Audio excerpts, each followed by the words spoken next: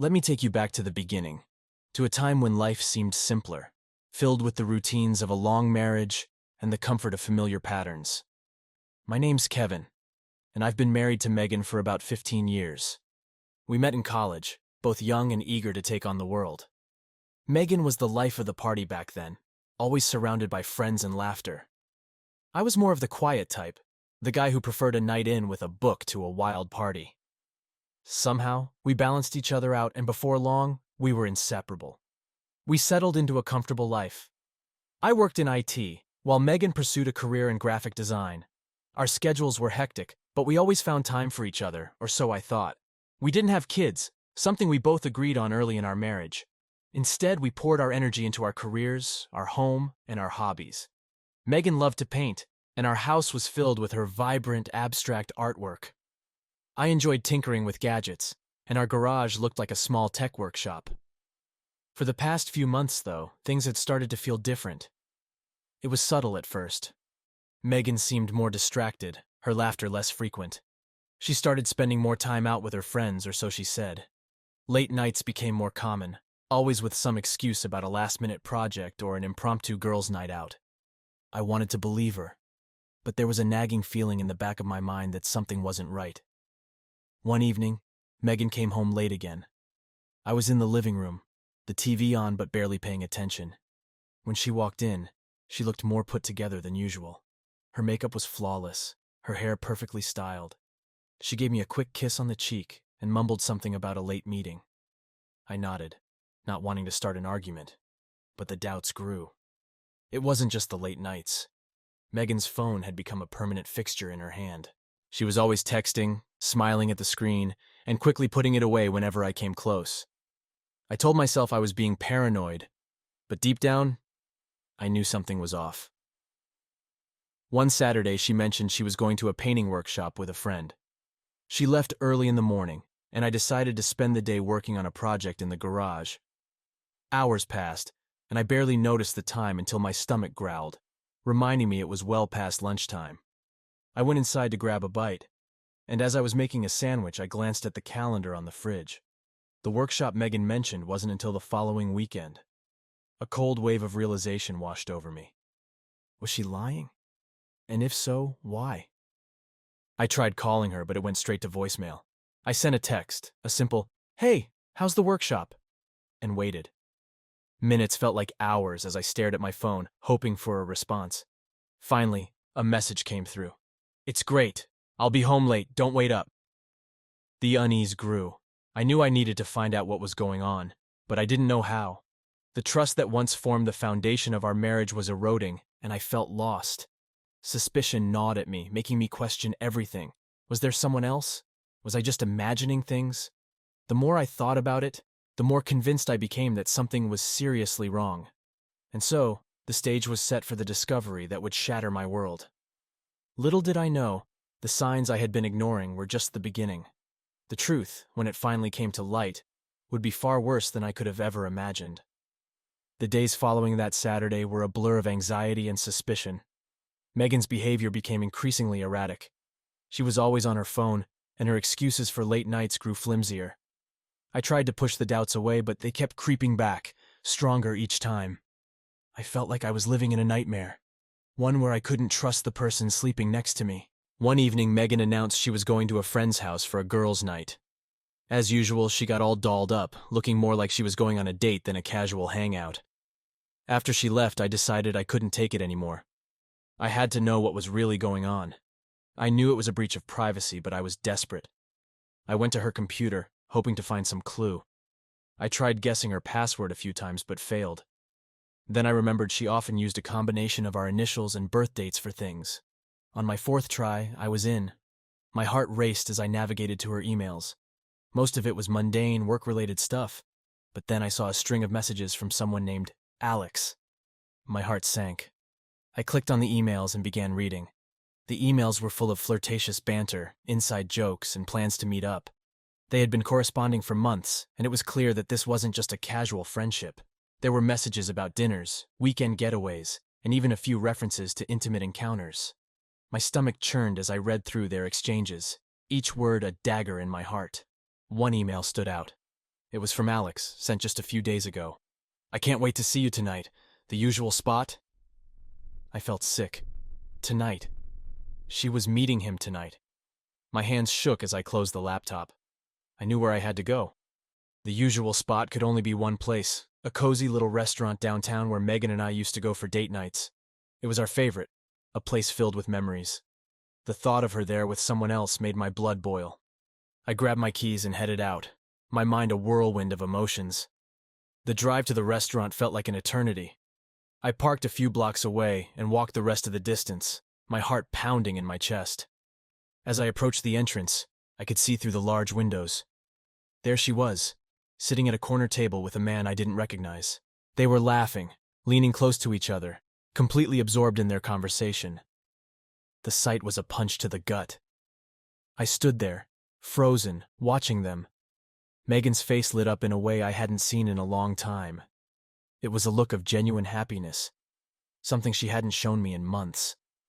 I felt a mix of rage and sorrow. How could she do this to us, to me? I wanted to storm in there, to confront them, to demand answers. But instead, I pulled out my phone and snapped a few pictures through the window. I needed evidence, something concrete to confront her with. My hands were shaking so badly I almost dropped the phone. After a few moments, I turned and walked back to my car, feeling numb. When I got home, I sat in the dark, staring at the pictures on my phone. The reality of the situation hit me like a tidal wave. Megan was having an affair. The woman I had loved and trusted for 15 years was betraying me with someone else. I felt like my world was crumbling around me. Hours later, Megan came home. I could hear her cheerful humming as she unlocked the door. She walked into the living room and froze when she saw me sitting there in the dark. "Kevin? Why are you sitting here like this?"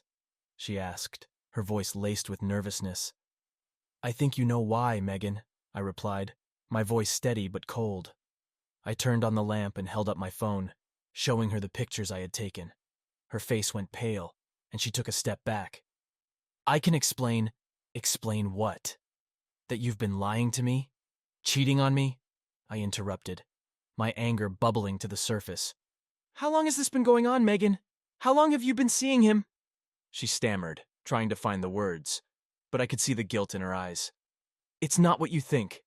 It's just what? A mistake? A misunderstanding?" I shouted, my voice breaking. "I saw the emails, Megan! I saw you with him! Don't lie to me anymore!" Tears welled up in her eyes, and she sank into a chair, burying her face in her hands. "I'm sorry," she whispered. "I didn't mean for it to happen. It just did." Her words felt hollow, like a rehearsed script. I stood there, staring at her. The woman I had shared my life with, now a stranger. "Why, Megan? Why did you do this?" She looked up at me, tears streaming down her face. "I don't know, Kevin. I was lonely. You were always so busy with work, and I needed someone to talk to. It just happened." Her excuses only fueled my anger. "That's bullshit, Megan. If you were lonely, you could have talked to me. Instead, you chose to betray me." Silence hung heavy between us. The trust we had built over 15 years was shattered, replaced by a chasm of deceit. I knew in that moment that our marriage would never be the same. The woman I had loved and trusted was gone, replaced by someone I could barely recognize. The discovery of her affair was just the beginning. The hardest part was yet to come. The silence between us was unbearable. Megan sat in the chair, her eyes red and puffy from crying, but I felt no sympathy. Anger boiled within me, a white-hot rage that demanded answers, demanded retribution. I couldn't hold it in any longer. "How long, Megan?" I asked, my voice trembling with controlled fury. "How long have you been seeing him?" She wiped her tears and looked up at me, her expression a mix of guilt and desperation. "A few months," she whispered. "It started out as just talking, but then it got out of hand." "Out of hand?" I echoed, incredulous. "You've been lying to me for months, sneaking around behind my back, and you call that out of hand? Don't you dare minimize what you've done." She flinched at my words, but quickly regained her composure. "Kevin, you have to understand." "No, Megan," I cut her off, my voice rising. You have to understand. You destroyed our marriage. You destroyed us. And for what? Some fling with a guy you barely know? It wasn't just a fling, she snapped, her tone defensive. I felt something for him, something I haven't felt in a long time. You were always so distant, always working late. I needed someone who was there for me. Her words stung, but I refused to let her shift the blame onto me. So it's my fault now? I shouted. I worked hard to provide for us, to give us a good life. And this is how you repay me? Tears streamed down her face again, but my anger overshadowed any pity I might have felt. It wasn't like that, she sobbed. I never wanted to hurt you. I was just so lonely. Lonely? I scoffed. We've been together for 15 years, Megan.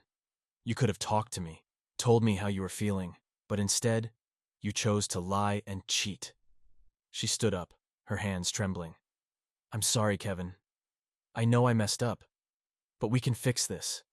We can go to counseling, try to work things out. I shook my head, unable to believe what I was hearing. How do you expect me to trust you again? You've been lying to my face for months. Every time you went out, every time you came home late, it was all a lie. I'm willing to do whatever it takes, she pleaded. I'll end it with Alex, I promise. I'll do anything to make it right. Her words rang hollow, like a desperate attempt to salvage what she had ruined. You say that now, but how do I know you won't do it again? How do I know you're not just saying this because you got caught? She took a step toward me, reaching out, but I recoiled. Please, Kevin. I love you. I made a mistake, but we can get through this. I stared at her, the woman who had been my partner, my confidant, my love. I wanted to believe her, to believe that we could somehow rebuild what was broken, but the betrayal was too deep, the trust too shattered. How can I believe anything you say? I asked, my voice cracking. You've lied about everything. How do I know this isn't just another lie? Megan fell to her knees, sobbing uncontrollably. I swear, Kevin, I'll do anything. Just don't give up on us. The sight of her like this, so desperate and broken, should have moved me, but instead it only fueled my anger. I had given her everything, and she had thrown it all away. I don't know if I can ever forgive you, I said, my voice barely above a whisper. You've hurt me in ways I can't even begin to describe. She looked up at me, her eyes filled with a mix of hope and fear. Please, Kevin, just give me a chance. We can fix this. I know we can. I shook my head, feeling the weight of her betrayal pressing down on me. I need time to think, I said finally. I can't just pretend everything is okay. I need to figure out what I want, what we're going to do. She nodded, wiping her tears away. I understand. Take all the time you need. Just, please, don't give up on us. I turned away, unable to look at her any longer. The love I once felt was buried beneath layers of anger and betrayal. As I walked out of the room, I felt a sense of finality, like a chapter of my life was closing. I didn't know what the future held, but one thing was clear. Things would never be the same again. I left the house, needing to clear my head, to escape the suffocating tension that had filled every corner of our home.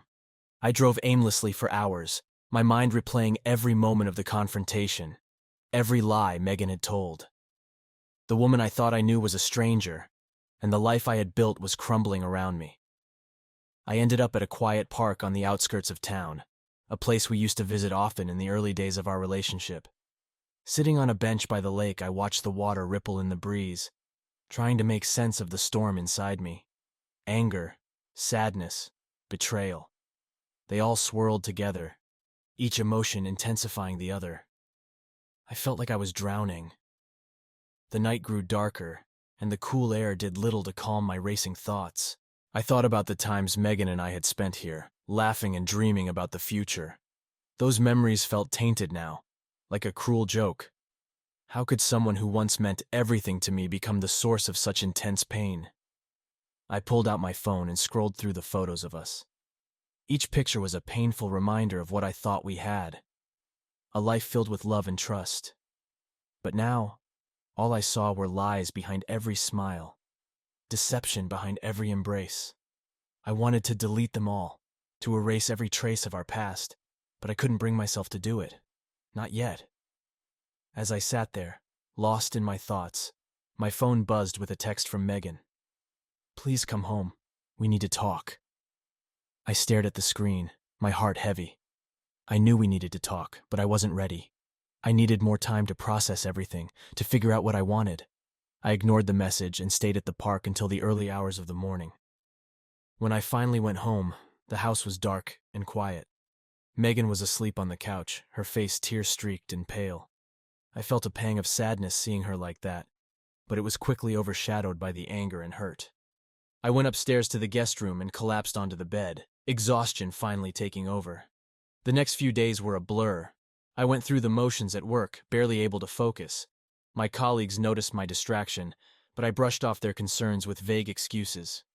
At home, Megan tried to reach out, but every attempt only deepened the chasm between us. I couldn't stand to be near her, couldn't bear to hear her apologies and promises. They felt meaningless, hollow. One evening I came home to find her sitting at the kitchen table, a bottle of wine and 2 glasses in front of her. She looked up as I walked in, her eyes filled with a mix of hope and fear. "Kevin, please, can we just talk?" I wanted to turn around and walk out, but something in her eyes made me pause. I sat down across from her, the silence between us heavy and uncomfortable. She poured us both a glass of wine, her hands trembling. "I know I've hurt you," she began, her voice shaky. "I know I've broken your trust, and I'm so sorry. I wish I could take it all back, but I can't. All I can do is try to make things right." I stared at her, the woman I had loved for so long, now a stranger sitting across from me. "Why, Megan? Why did you do it?" She took a deep breath, her eyes glistening with tears. "I was lonely, Kevin. You were always so busy with work, and I felt like I was invisible. Alex, he made me feel seen, important. But I know that's no excuse. I was selfish, and I hurt you. I'm so sorry." Her words were like knives, each one cutting deeper than the last. I wanted to believe her, to believe that she was truly sorry, but the wound was too fresh, too raw. "How can I ever trust you again?" I asked, my voice barely above a whisper. She reached across the table, her hand trembling as she took mine. "I'll do whatever it takes to earn your trust back. Counseling, therapy, whatever you need. Just please don't give up on us." I pulled my hand away, unable to bear her touch. "I need time, Megan. Time to think, to figure out what I want. Right now, I can't see a future for us." Her face crumpled, and she sobbed quietly, her tears falling onto the table. "I understand," she whispered. "I'll give you the space you need. But please, don't shut me out completely." I stood up, feeling the weight of the past few days pressing down on me. "I can't promise anything, Megan. I just need to be alone right now." I walked out of the kitchen, her sobs echoing in my ears.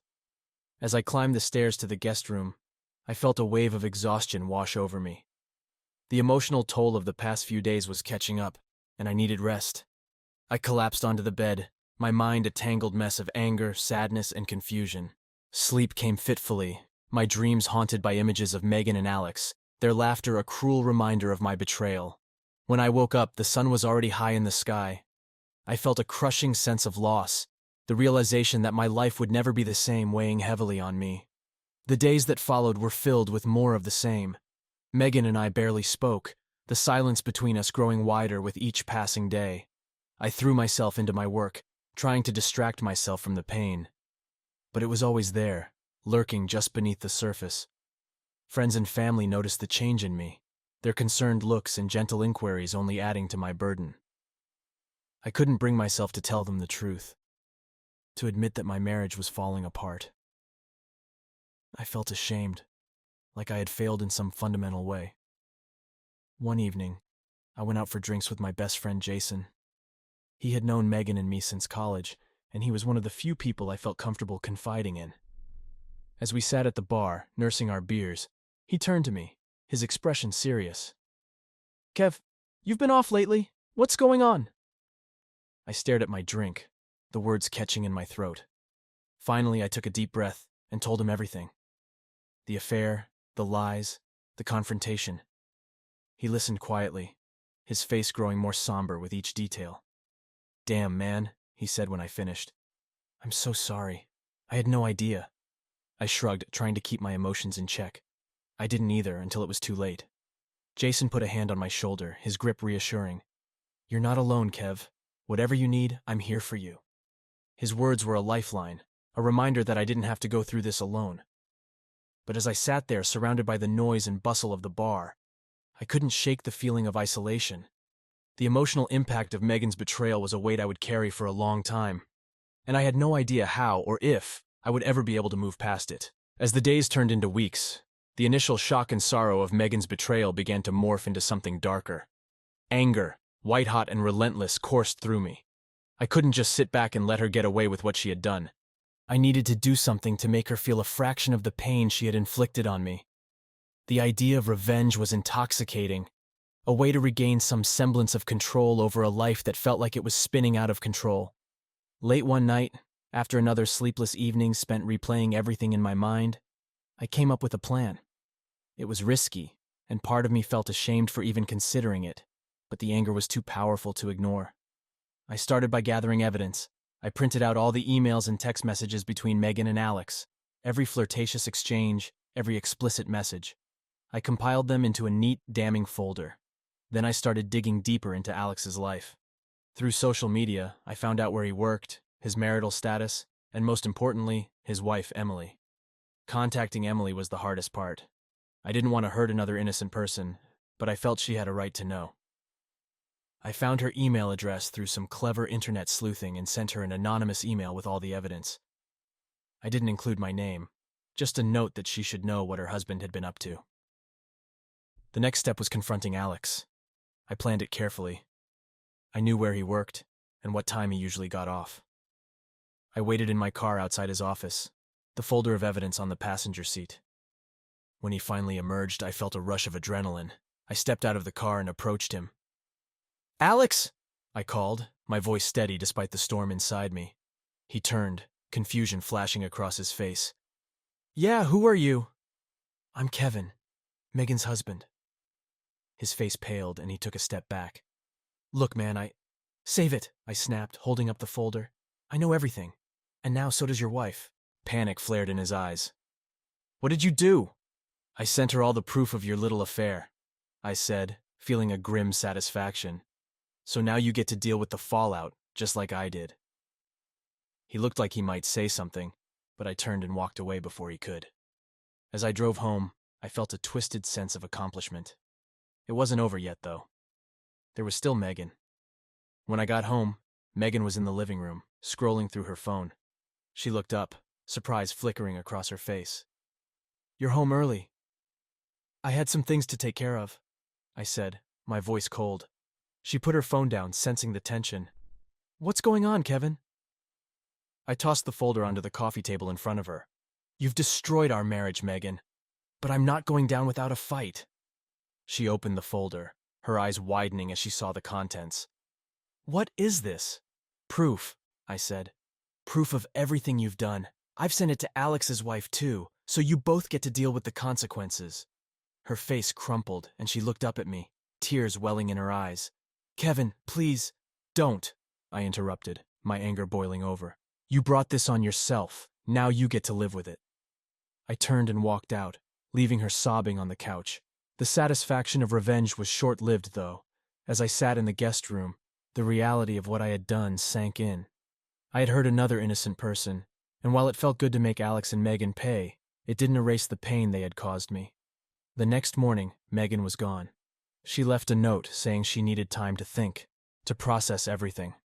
I felt a mix of relief and emptiness. Our home, once filled with love and laughter, was now a battleground of broken trust and shattered dreams. In the days that followed, I heard from Emily. She thanked me for telling her the truth, but her words were filled with heartbreak. She had kicked Alex out, and they were in the process of divorcing. Her pain mirrored mine, and I felt a pang of guilt for dragging her into this mess.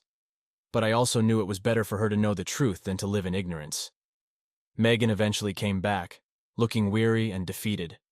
She didn't say much, just that she understood why I did what I did. We talked about the future, about whether there was any hope for us. The trust was gone, the love tainted by lies and betrayal. We both knew it was over. We decided to separate, to give each other space to heal. The divorce was painful, but it was necessary. As I signed the papers, I felt a weight lift off my shoulders. The anger, The need for revenge, it all faded away, replaced by a sense of resolution. Megan moved out, and our home felt emptier than ever. I kept myself busy, focusing on work and trying to rebuild my life. Friends and family were supportive, helping me through the tough days, but the nights were the hardest. The silence a constant reminder of what I had lost. In time, the pain dulled, replaced by a cautious optimism. I started to think about the future, about what I wanted and how to move forward. It wasn't easy, but I knew I had to try. Megan's betrayal had changed me, but it didn't define me.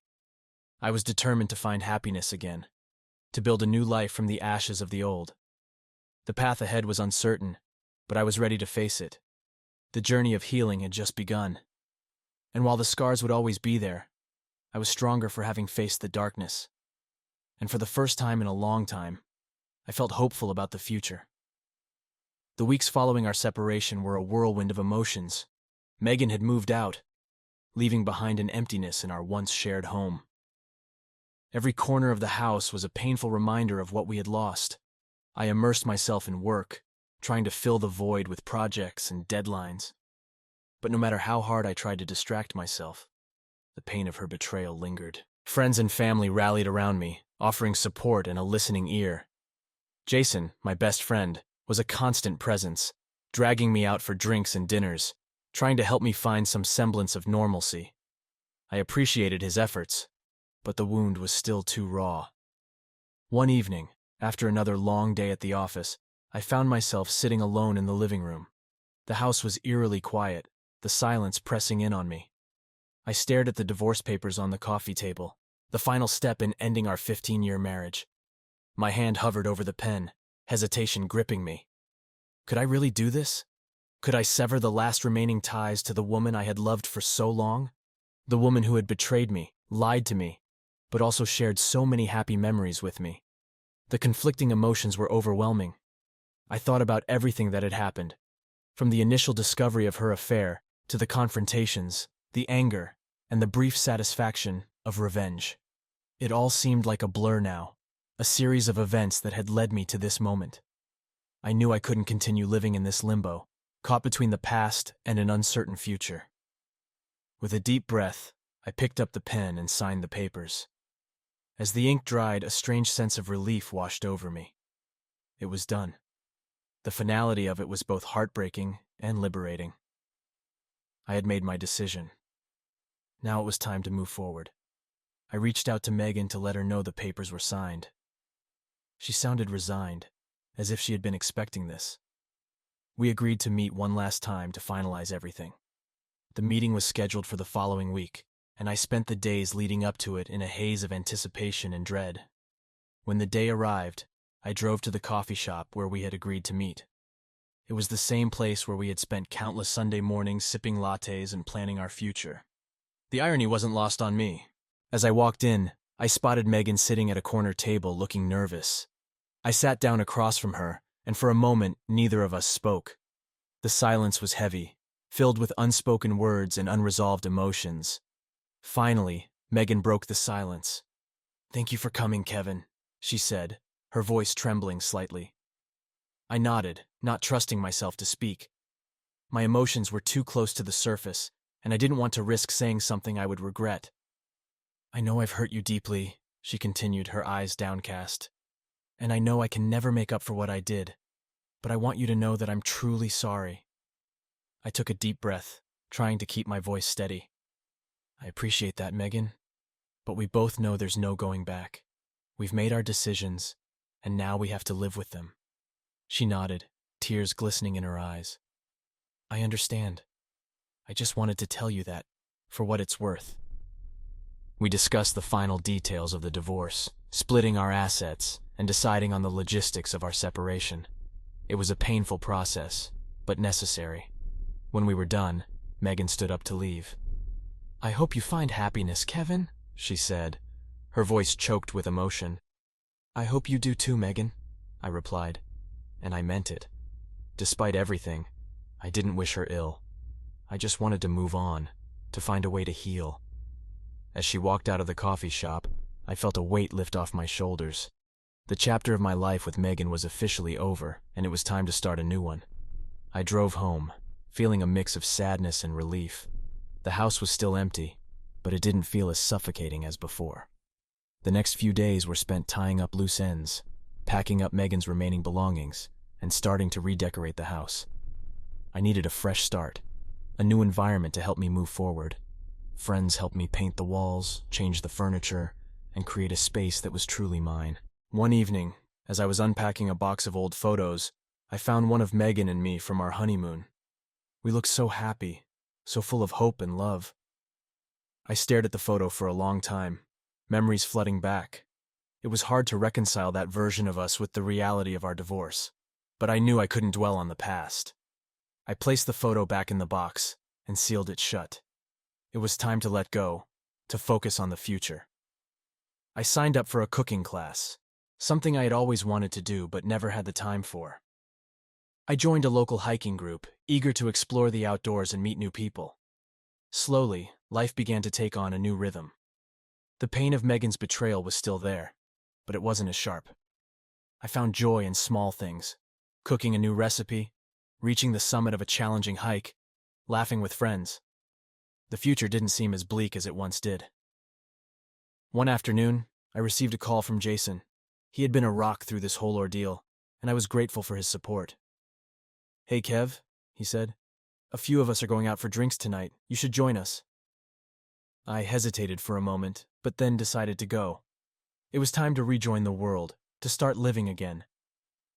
That evening, surrounded by friends and laughter, I felt a flicker of hope. The journey of healing was far from over, but for the first time in a long time, I felt like I was on the right path. As the night went on, I found myself talking to a woman named Emily. She was kind, funny, and easy to talk to. We shared stories, laughed, and for a moment I forgot about the pain and betrayal. It was a small step, but it felt significant. Driving home that night, I realized that I was beginning to see a future beyond the hurt. It wouldn't be easy, and there would be setbacks, but I was determined to move forward. The decision to end my marriage had been one of the hardest things I had ever done, but it was also the first step towards reclaiming my life. In the months that followed, I focused on rebuilding myself, finding new passions, and reconnecting with old ones. The pain of Megan's betrayal slowly faded, replaced by a sense of resilience and strength. I knew there would always be scars, but they were a testament to my journey, to my ability to endure and overcome. Life after Megan was a journey of self-discovery, of learning to trust again, and of finding happiness in unexpected places. The decision to separate had been painful, but it had also been necessary. It allowed me to break free from the shadows of betrayal and step into the light of a new beginning. The months after the divorce were a period of transformation. With Megan out of the picture, I focused on reclaiming my life and rediscovering who I was outside of our marriage. It wasn't easy, but each day brought new opportunities for growth and healing. One of the first things I did was to immerse myself in new activities. The cooking class turned out to be a revelation. I discovered a passion for creating dishes that I never knew I had. The satisfaction of crafting a meal from scratch, the sense of accomplishment, and the enjoyment of sharing it with friends gave me a new lease on life. It became a therapeutic outlet, a way to channel my emotions into something positive. The hiking group also became a regular part of my routine. The camaraderie and the physical challenge of climbing mountains and trekking through forests were invigorating. It reminded me of the strength and resilience I had forgotten I possessed.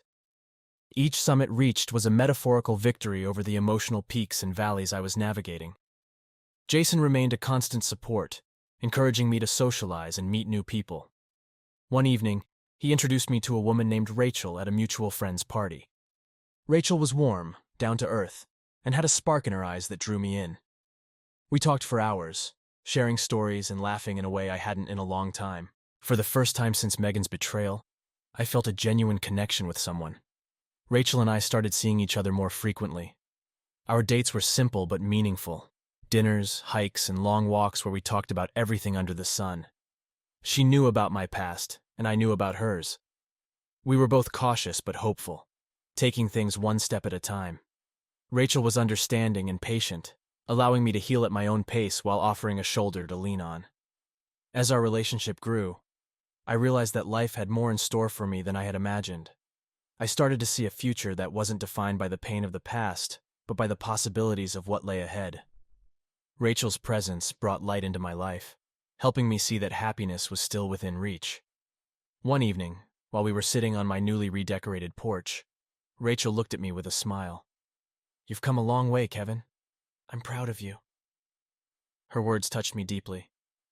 "I couldn't have done it without you," I admitted. "You've done the hard work," she said, taking my hand.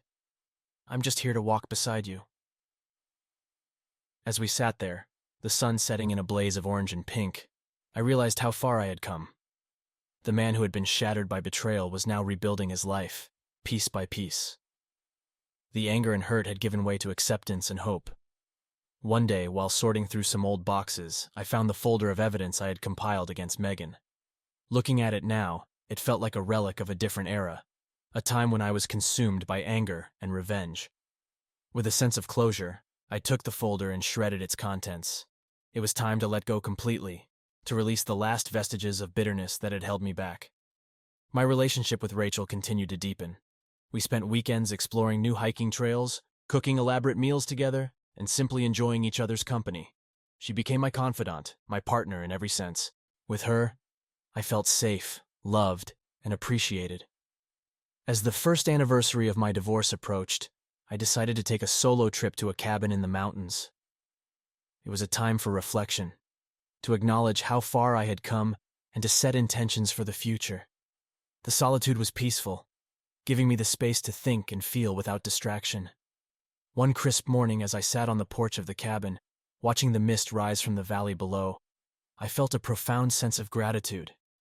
The journey had been arduous, filled with pain and uncertainty, but it had led me to a place of strength and clarity. I was no longer defined by Megan's betrayal, but by my resilience and capacity to rebuild. Returning from the trip, I felt a renewed sense of purpose. I continued to nurture my relationship with Rachel, appreciating every moment we shared. I reconnected with old friends and made new ones, expanding my social circle and finding joy in the company of others. Work became a source of satisfaction rather than a refuge from my personal life. One evening, as Rachel and I were preparing dinner, she looked at me with a serious expression. "Kevin, there's something I need to tell you." I felt a pang of anxiety but nodded for her to continue. "I've been offered a job in another city," she said. "It's a great opportunity, but it means I'll have to move." The thought of losing her was painful, but I knew I couldn't stand in the way of her dreams. "Rachel, I want you to do what's best for you. We'll figure it out." She smiled, relieved. "I was hoping you'd say that. I want you to come with me." Her words took me by surprise. "You do?" "Yes," she said, taking my hands. "I love you, Kevin. I want us to build a life together, wherever that may be." Tears welled up in my eyes as I pulled her into a tight embrace. "I love you too, Rachel. Let's do it." The decision to move was both exciting and daunting. It meant leaving behind the physical reminders of my past and embracing a new chapter wholeheartedly. Together, we found a cozy apartment in the new city, a place where we could create fresh memories. Life with Rachel was everything I had hoped for and more. We supported each other's ambitions, celebrated each other's successes, and weathered challenges together. The pain of the past was a distant memory, replaced by a future filled with love and possibility. As I reflected on my journey, I realized that Megan's betrayal, while devastating, had ultimately led me to a better place.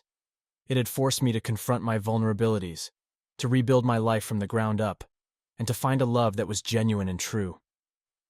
Moving forward, I knew there would be challenges, but I was ready to face them with Rachel by my side. The lessons I had learned from my past had made me stronger, more resilient, and more appreciative of the present. The future was bright, and for the first time in a long time, I felt truly happy. In the end, the betrayal that once seemed insurmountable had become a catalyst for growth and transformation. It had led me to Rachel, to a new life filled with love and hope, and for that I was profoundly grateful.